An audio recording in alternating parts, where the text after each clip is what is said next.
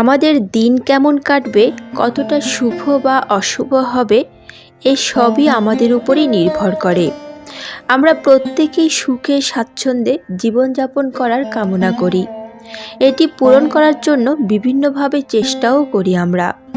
শাস্ত্রেও সুখী ও সমৃদ্ধ জীবনযাপনের নানান উপায় সম্পর্কে জানানো রয়েছে। শাস্ত্রমতে এর জন্য কি কি করা উচিত, বিছানা ছাড়ার আগে বিছানায় বসে কোন মন্ত্র জপ করা উচিত এবং শনির দশা থেকে মুক্তির উপায় সমস্তই এখানে আলোচনা করা হবে। প্রতিদিন সকালে উঠে স্নানের পর নিয়মিত পূজা অর্চনার রীতি প্রচলিত রয়েছে। এ সময় যে কোনো দেবী দেবতাদের মন্ত্র জপ করলে মন শান্তি লাভ করে। শাস্ত্রমতে এই মন্ত্রগুলি অত্যন্ত শক্তিশালী। প্রতিদিন এমন করলে সাফল্যের পথ প্রশস্ত হয়। মন্ত্র জপের ফলে পরিবারে ইতিবাচক শক্তির বাস হয়, মন শান্ত হয় এবং ইন্দ্রিয়কে নিয়ন্ত্রণে রাখার ক্ষমতা বৃদ্ধি পায়। সকালে ঘুম থেকে উঠে বিছানা ছাড়ার আগে বিছানায় বসে কি কি করবেন সবিস্তারে এই ভিডিও থেকে জেনে নিন। নমস্কার, কৃষ্ণকথাতে আপনাদের সবাইকে স্বাগত। চলুন তাহলে দেরি না করে শুরু করা যাক আজকের এই ভিডিও। 1 নম্বর যে কাজটি করবেন সেটি হলো, সকালে ঘুম থেকে ওঠার পর বিছানা ছাড়ার আগে নিজের 2 হাত দেখা উচিত। 2 হাত একসঙ্গে পাশাপাশি জুড়ে এই মন্ত্রটি জপ করবেন। মন্ত্রটি হলো, করাগ্রে বসতে লক্ষ্মী, কর মধ্যে সরস্বতী, করমূলে স্থিত ব্রহ্মা, প্রভাতে কর দর্শনম। এই উপায় করলে ধন দেবী লক্ষ্মী, বিদ্যার দেবী সরস্বতী ও ব্রহ্মার আশীর্বাদ পাওয়া যায়। 2 নম্বর যে মন্ত্রটি জপ করবেন সেটি হলো ভগবান শ্রীকৃষ্ণের প্রণাম মন্ত্র। হে কৃষ্ণ করুণা সিন্ধু দীনবন্ধু জগৎপতে, গোপেশ গোপিকা কান্ত রাধাকান্ত নমস্তুতে। আমাদের জীবনে ভগবানকে স্মরণ করবার জন্য আমরা বিভিন্ন রকম মন্ত্রের শরণাপন্ন হই। মন্ত্রকথার অর্থ হলো মন তোর, অর্থাৎ সমগ্র মন দিয়ে ভগবানকে যখন ডাকা হয় তখনই তিনি আমাদের অন্তরাত্মার আহ্বান শুনে সাড়া দেন। এই কারণে ভগবানকে প্রার্থনা করার সময় আমরা যখন যে মন্ত্র বলছি সেই মন্ত্রের অর্থ জানা অত্যন্ত গুরুত্বপূর্ণ। অর্থ না জেনে শুধুমাত্র মন্ত্র বলার জন্য মন্ত্র বলে গেলে তা ঠিকমতো হৃদয়ঙ্গম হয় না। আমাদের সনাতন হিন্দু শাস্ত্রে বলা হয়, ভগবান শ্রীকৃষ্ণ হচ্ছেন সকল কর্মের কারণ এবং তিনিই কর্মফলদাতা। তাই শত অপরাধী ব্যক্তিও যদি অন্তিমে তার স্মরণ করেন, পরম দয়ালু ভগবান তাকে দয়া করে তার পাদপদ্মে ঠাঁই দেন। ভগবান শ্রীকৃষ্ণের প্রণাম মন্ত্র তো আমরা সবাই জানি, কিন্তু সেই মন্ত্রের অর্থ কী তা আমরা সবাই জানি না। চলুন এই মন্ত্রের অর্থ জেনে নেওয়া যাক। এই মন্ত্রের বাংলা অনুবাদ হলো, হে আমার প্রিয় কৃষ্ণ, তুমি করুণার সিন্ধু, তুমি দীনজনের বন্ধু, তুমি সমস্ত জগতের পতি, তুমি গোপীদের ঈশ্বর এবং শ্রীমতী রাধারানীর প্রেমাস্পদ। আমি তোমার পাদপদ্মে আমার সশ্রদ্ধ প্রণতি নিবেদন করি। 3 নম্বর, সকালে ঘুম থেকে ওঠার পর মাটিতে সরাসরি পা রাখবেন না, বরং মেঝেকে প্রণাম করে একটি মন্ত্র জপ করবেন। এটি হলো, সমুদ্রে বসনে দেবী পর্বতস্তন মণ্ডলে, বিষ্ণুপত্নী নমস্তভ্যম পাদস্পর্শ ক্ষমস্ব। পৃথিবী আমাদের ভার বহন করে, এ কারণে সকালে মেঝেতে পা দেওয়ার আগে এটি জপ করা উচিত। শাস্ত্রমতে সকালে উঠে গায়ত্রী মন্ত্র জপ করা উচিত।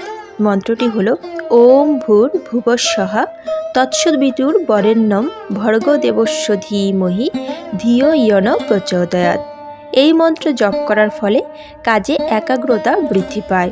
গায়ত্রী মন্ত্রের প্রভাবে দিন ভালো কাটে। আবার সকালে বাড়ি থেকে বেরোনোর আগে একটি মন্ত্র জপ করে বেরোনোর কথা বলা হয়। এটি হলো, সর্বমঙ্গল মঙ্গলে শিবে সর্বার্থ সাধিকে, শরণ্যে ত্রয়ম্বকে গৌরী নারায়ণী নমস্তুতে। শাস্ত্রমতে এই মন্ত্র অত্যন্ত শক্তিশালী ও দুর্গাকে সমর্পিত এই মন্ত্রটি।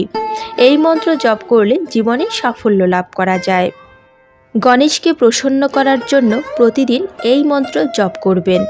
ওম গম ঋণহর্তায় নমঃ।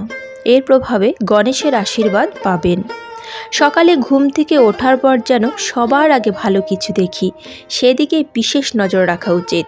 তাই শয়নকক্ষে দেবী দেবতা বা কোনো সুন্দর ছবি লাগাবেন। এর প্রভাবে দিন ভালো কাটবে। ভুলেও হিংসাত্মক হিংস্র পশুর ছবি বাড়িতে লাগাবেন না। এবার চলুন জেনে নেওয়া যাক শনির দশা থেকে মুক্তির উপায়। বৈদিক শাস্ত্র অনুযায়ী শনি হলেন কর্মফলের দেবতা। সেই কারণেই শনিকে সবাই ভয় পান। শনির দশা যার চলে তার জীবনে বিপর্যয় নেমে আসে।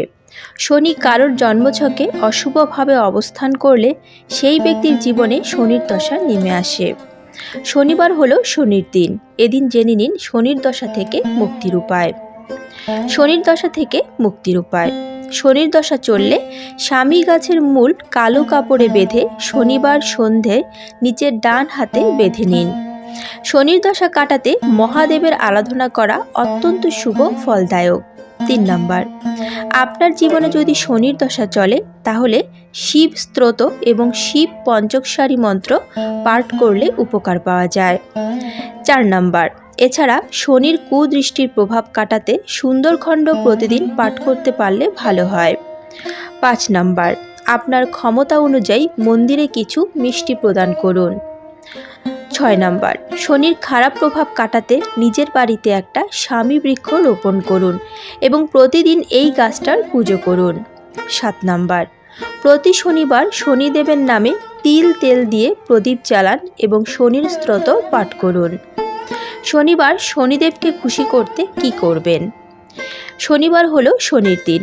এই দিনটিতে শনিদেবের উদ্দেশ্যে পুজো করলে তিনি বিশেষভাবে প্রীত হন। তাই জীবনে শনির দশা চললে শনিবার কয়েকটি কাজ অবশ্যই করা উচিত।